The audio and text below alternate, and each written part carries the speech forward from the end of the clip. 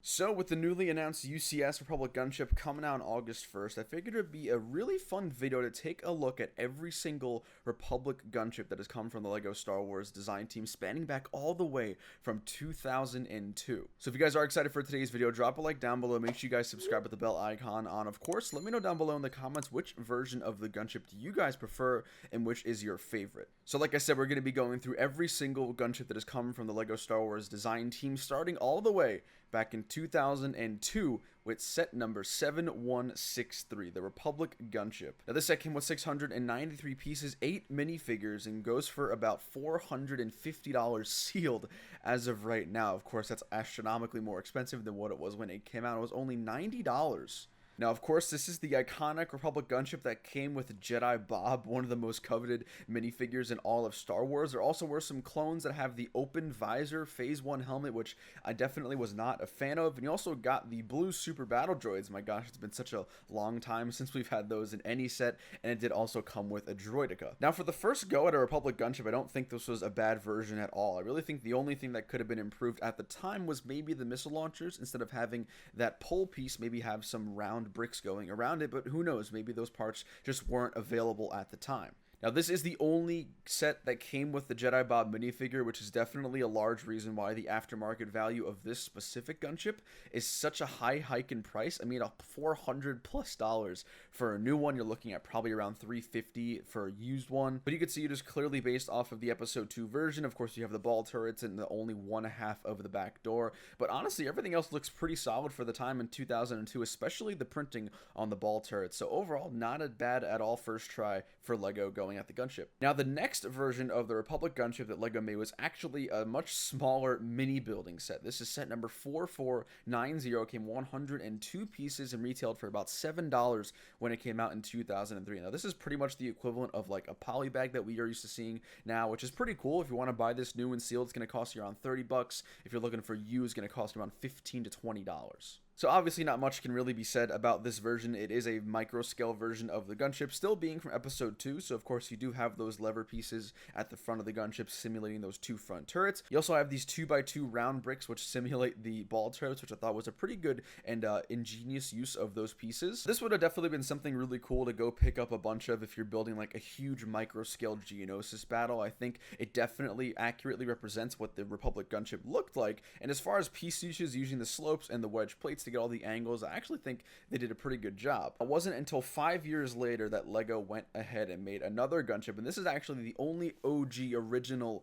gunship set that I have actually in my collection. This is the 7676 Republic Attack Shuttle. This set came with 7 minifigures, 4 of which were unique to the set, retailed for $119.99, so it was $30 more than the previous version of the Playscale gunship, but it definitely does look a lot better, a lot more bulky and beefier. It just comes with more stuff, and likewise with price, you're going to run into about $400+ looking to get this one sealed as of right now.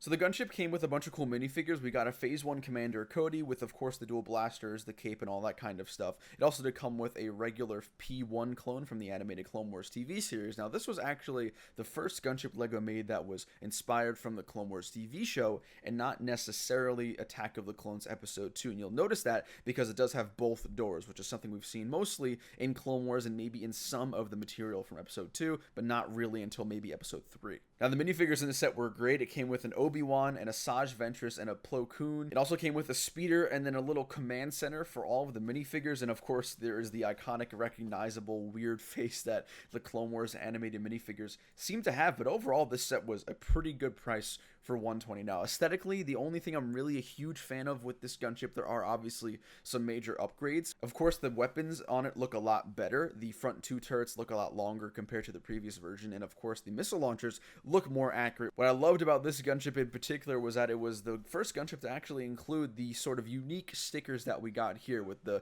different missiles, which can only represent the amount of missions that this gunship went on, which I thought that was just such a really cool thing for LEGO to include in their sets. So overall, for $120, you really can't say anything bad about it. Of course, aesthetically, I don't think it's the best looking gunship, but as far as minifigures, you have a pretty much stellar lineup of minifigures for the gunship that came out in 2008. So it was definitely a noticeable increase in quality and performance from this one compared to the previous gunships at the time.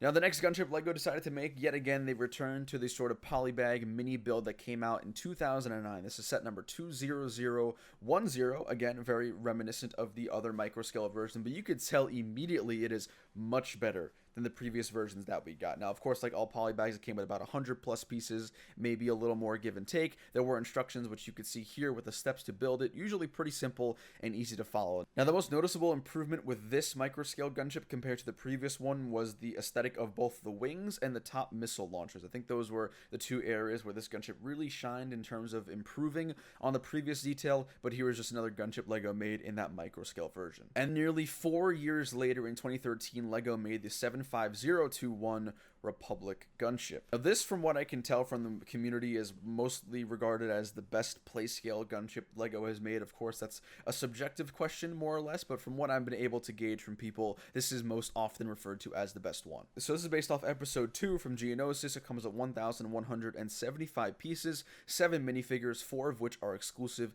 to this set and retailed for the same price of $119.99. So there wasn't a significant price jump between this version and the previous playscale gunship version, which I found interesting. And likewise with the aftermarket, you're running about $400 to $500 getting a sealed one of this, so honestly it's not even worth spending the money and getting a sealed version. But this gunship is without a doubt the best playscale gunship that LEGO has made.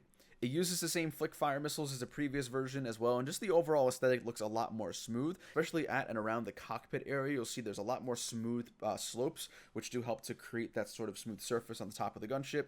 You'll notice that there actually is not the custom sticker like we saw in the previous 2008 version. But as far as minifigures go, you got Anakin Skywalker, Padme, you got Obi-Wan, a clone pilot, a clone captain, and 2 of the battle droids. This was a great lineup of minifigures for a $120 set. Now, I would like to personally get my hands on this set just to kind of see it on hand and see how LEGO evolved from 2008 all the way to 2013. But this gunship is definitely one of the better ones for sure, but still overall aesthetically not the best. I really wish the UCS Republic gunship came with maybe some more modified versions of these minifigures, especially Padme and Anakin Skywalker, maybe returning to what is regarded as the most popular LEGO gunship model. But instead, we ended up getting other ones for the UCS gunship minifigures. But other than that, this is a pretty good playscale model that I think everyone definitely either has a respect for in terms of the look, or maybe even just in terms of nostalgia. Now, in 2015, LEGO did release the first ever Microfighter gunship. Of course, we're all familiar with the Microfighter lines, usually a smaller, more condensed build that comes with the minifigure, and this was actually part of the Series 2 of Microfighter, set number 75076, has 105 pieces, and of course it did retail for $9.99. Now, this was a really good way to get an updated, realistic P1 pilot, which was great, and again, this is also a minifigure I would have really liked to see in terms of the new UCS model that we just saw. Did actually have leg printing, which is super cool, and I think LEGO could have definitely went in, reprinted and redesigned the torso printing and the leg printing on this guy, and maybe even given him some arm printing, which would have been really cool.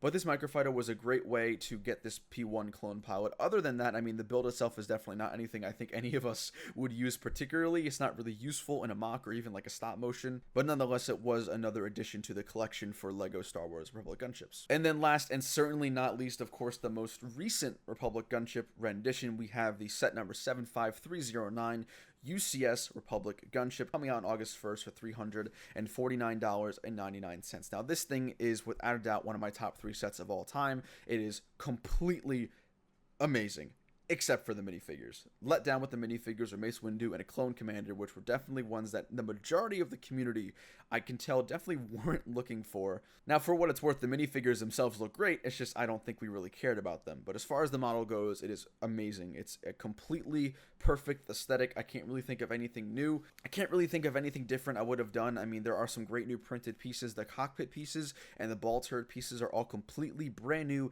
and exclusive printed LEGO elements into the set. And this thing is massive. If you guys haven't checked out my review of it, I'll leave a link down below in the description to go check that out. But this thing is massive. The box art is amazing. And of course, this was the fan-voted UCS gunship. Now, I think this is definitely my favorite, although I feel like it's sort of unfair to compare this UCS gunship to the other ones we've talked about, like the playscale model and like the Microfighters and the other microscale polybag gunships. But I definitely think that this one takes it for me as the #1 gunship LEGO has ever made. So guys, I hope you all enjoyed today's video. Let me know down below in the comments what gunship you like the best, which year, what set number do you guys maybe think of nostalgia a lot when you think of comparing all of these gunships, or do you think the UCS gunship's going to be your favorite whenever you get your hands on it? Drop a like down below, guys. Make sure you subscribe for more content coming very soon. Thank you so much for watching. We'll see you later. Take it easy. Peace.